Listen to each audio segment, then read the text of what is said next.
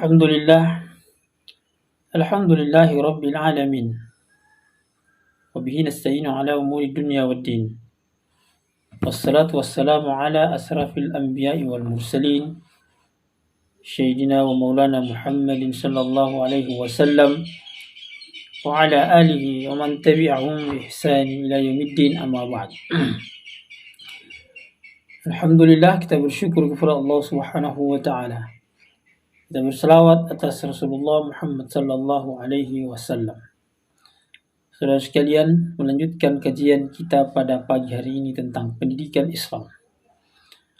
Al-Imam Malik rahimahullahu ta'ala pernah mengatakan bahwa urusan generasi penerus umat ini tidak akan baik kecuali apabila diurus dengan urusan yang mengatur generasi pertamanya.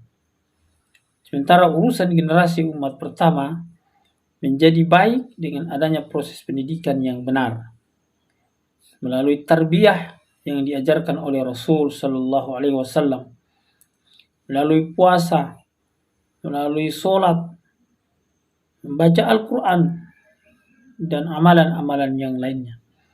Ditambah dengan kesediaan untuk mengikuti sunnah Rasulullah sallallahu alaihi wasallam dan masuk ke dalam Islam secara kafah, secara total.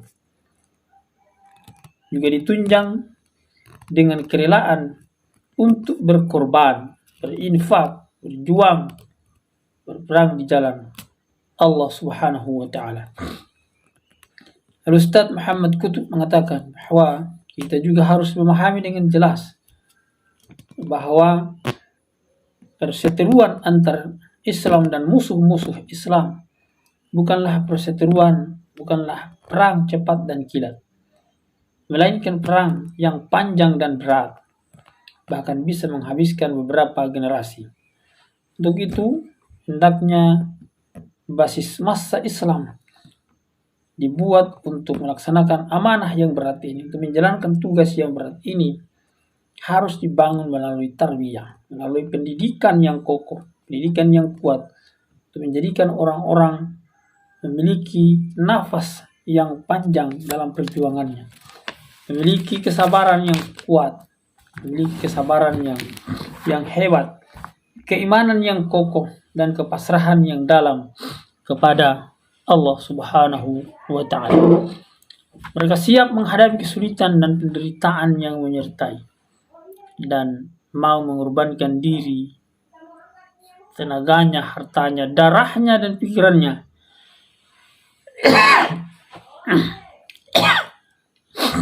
ketika dibutuhkan untuk menghilangkan keterasingan yang menimpa Islam saat ini, menyelamatkan kegaduhan di dalam umat ini, menancapkan kembali ke dalam dada-dada kaum muslimin akar-akar yang menghujam dalam keyakinan yang kuat dan kokoh. Karena itu, ketika basis massa Islam memiliki kualifikasi yang dibutuhkan untuk memiliki kemampuan dan kapasitas, bahkan kuantitas yang pantas, maka niscaya Allah Subhanahu wa ta'ala akan memberikan perubahan kepada manusia, karena mereka telah memenuhi syarat itu. Allah Subhanahu wa ta'ala berfirman di dalam Al-Quran surah An-Nur ayat 55. A'udzu billahi minasy syaithanir rajim. Wa'adallahu alladhina amanu minkum wa 'amilus shalihat la yastakhlifannahum fil ard kama istakhlafa alladhina min qablihim wa la yumakkinanna lahum dinahum alladhi irtada lahum wa la yubaddilannahum min ba'di khawfihim amna ya'budunani la yusyrikuna bi syai'a. Dan Allah telah berjanji kepada orang-orang yang beriman mengerjakan amal yang soleh di antara kalian, bahwa Dia benar-benar akan menjadikan mereka sebagai khalifah di muka bumi, sebagaimana Dia telah menjadikan orang-orang sebelum mereka khalifah. Dan sungguh Dia benar-benar akan memantapkan bagi mereka agama yang telah diridhoinya untuk mereka. Dan sungguh Allah Subhanahu wa taala benar-benar akan mengganti keadaan mereka. Sesudah mereka dicekam dengan ketakutan menjadi aman sentosa. Mereka senantiasa menyembahku tanpa menyekutukanku dengan suatu apapun, kata Allah Subhanahu wa taala. Jadi kemuliaan, keluhuran, kejayaan umat Islam ini terletak pada kemauannya untuk mengikuti petunjuk Nabi sallallahu alaihi wasallam dan membelah syariat Allah Subhanahu wa taala. In tansurullaha yansurkum wa yutsabbit aqdamakum. Jika kamu menolong agama Allah, niscaya Allah akan menolongmu dan meneguhkan kedudukanmu. Wala yansurannallahu may yansuruh. Innallaha laqawiyyun aziz. Dan sungguh Allah benar-benar akan menolong orang yang menolong agamanya Subhanahu wa taala. Sungguhnya Allah benar-benar maha kuat lagi maha perkasa. Begitu dijelaskan oleh Allah Subhanahu wa taala dalam Al-Quran surah Al-Hajj ayat 40. Jadi demikianlah petunjuk dari Allah Subhanahu wa taala. Ini maksud dengan menolong agama Allah Subhanahu wa taala, yakni menghalalkan apa yang dihalalkan oleh Allah, mengharamkan apa yang diharamkan oleh Allah, menegakkan agama Allah SWT, menghidupkan syariatnya dengan cara menegakkan agamanya, mendakwahkan agama Allah SWT, adalah berbuat ikhlas, mau berkorban untuk mengangkat agama Allah Subhanahu wa taala ke derajat yang paling tinggi. Saudara sekalian, mari kita perhatikan bagaimana ketika kelompok orang dalam pasukan Islam melanggar perintah Rasulullah SAW, maka akibatnya adalah terjadi kekalahan di pihak mereka, di pihak Islam. Dalam perang Uhud misalnya, kita melihat Allah Subhanahu wa taala ceritakan di dalam Al-Qur'an. Allah berfirman, "Awalamma asabatkum musibah qad asabtum mithlaiha qultum anna hadha qul huwa min 'indi anfusikum." Apakah ketika kamu ditimpa musibah, yakni kekalahan dalam perang Uhud, sementara kamu telah memperoleh kemenangan 2 kali dalam perang Badar, kamu berkata, dari mana datangnya kekalahan ini? Allah Subhanahu wa taala katakan, ini adalah kesalahan yang datang dari dirimu sendiri. Lalu bagaimana kiranya apabila seluruh anggota jamaah gerakan Islam melanggar petunjuk Rasulullah sallallahu alaihi wasallam dan mendahulukan pendapat si fulan, mendahulukan pendapat ini dan pendapat itu, bahkan mendahulukan pendapat ulama dan mufti mereka daripada petunjuk yang datang dari Rasulullah sallallahu alaihi wasallam, serta mereka menganggap benar kesalahan mereka. Dan kekalahan juga pernah diderita umat ini pada awal perang Hunain akibat ulah sebagian umat Islam yang mengandalkan usaha mereka sendiri, samping lemahnya tawakal kepada Allah Subhanahu wa taala, sambil mereka menunggu kebaikan dan pertolongan dari Tuhan yang Maha Kuasa. Ceritakan Allah Subhanahu wa taala dalam Al-Qur'an surah Taubah ayat 25. Wa yauma Hunainin idz a'jabatkum kathratukum falam tughni ankum syai'a wa daqat 'alaikumul ardu bima rahubat thumma wallaytum mudbirin.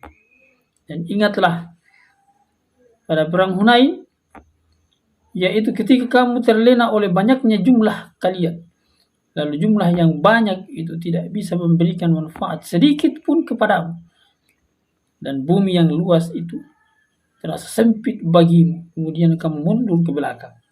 Ini adalah pendidikan tingkat tinggi bagi umat yang mulia, sebuah upaya terus-menerus untuk membersihkan hati dan anggota badan dari hal-hal yang dimurkai Allah Subhanahu wa taala dan bertentangan dengan syariat, sampai ia memurnikan tauhidnya kepada Allah Subhanahu wa taala, menyerahkan kepemimpinannya kepada pemimpinan yang benar, pimpinan Rasulullah sallallahu alaihi wasallam.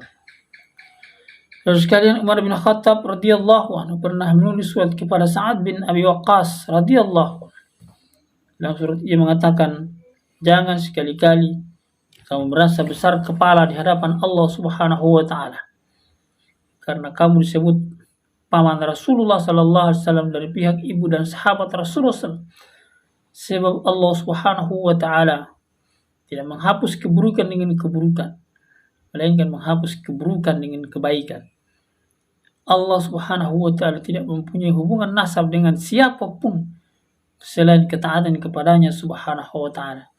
Semua manusia, baik yang berpangkat maupun yang jelata, adalah sama di hadapan Allah Subhanahu wa taala. Allah Subhanahu wa taala adalah Tuhan mereka dan mereka adalah hamba-hamba Allah Subhanahu wa taala. Mereka berbeda-beda dalam hal kesehatan dan keselamatan. Dan menangkap apa yang ada pada sisinya Subhanahu wa taala dengan ketaatannya kepada Allah Subhanahu wa taala saja. Maka lihatlah perkara yang kamu lihat dijalankan oleh Nabi sallallahu alaihi wasallam semenjak beliau diangkat sebagai nabi hingga beliau meninggal dipanggil oleh Allah Subhanahu wa taala. Ikutilah apa yang beliau alaihi salatu wasallam lakukan. Karena itulah perkara yang benar. Inilah nasihatku kepadamu, kata Khalifah Umar bin Khattab kepada Sa'ad bin Abi Waqqas radhiyallahu anhuma. Ini adalah pendidikan yang diberikan oleh Umar bin Khattab radhiyallahu anhu.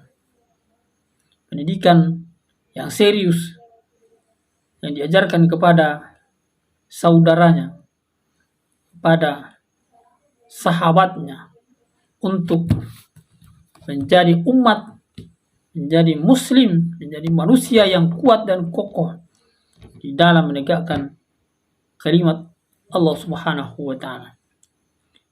Pola pendidikan yang cukup luar biasa mengantarkan para sahabat-sahabat Rasulullah sallallahu alaihi wasallam gerbang kemenangan. Mengantarkan sahabat-sahabat Rasulullah kepada kekuatan dan kemampuan untuk menyebarkan agama Islam ke seluruh dunia. Yang kemudian mereka mendidik umat, mendidik manusia yang mereka jumpai, sehingga manusia taat kepada Allah Subhanahu wa taala. Karena itu mereka memiliki kompetensi-kompetensi yang diajarkan oleh Rasulullah kepada para sahabat-sahabat, sehingga mereka menjadi pemimpin-pemimpin yang hebat, menjadi pendakwah, menjadi pendidik yang berkualitas, yang hasil didikannya menyebar ke seantero dunia. Di mana matahari bersinar, di situ Islam didapatkan. Karena itu sistem pola-pola pendidikan itulah yang harus kita contoh, yang harus dibangun oleh generasi yang ingin yang mendambakan kejayaan Islam ini. Insyaallah kita lanjutkan pembahasan kita, bincang-bincang kita pada kesempatan berikutnya. Subhanakallahumma rabbana wa bihamdik, nashhadu an la ilaha illa anta, nastaghfiruka wa natubu ilaik. Wa akhiru da'wana alhamdulillahi rabbil alamin. Wabillahi taufiq wal hidayah. Wassalamualaikum warahmatullahi wabarakatuh.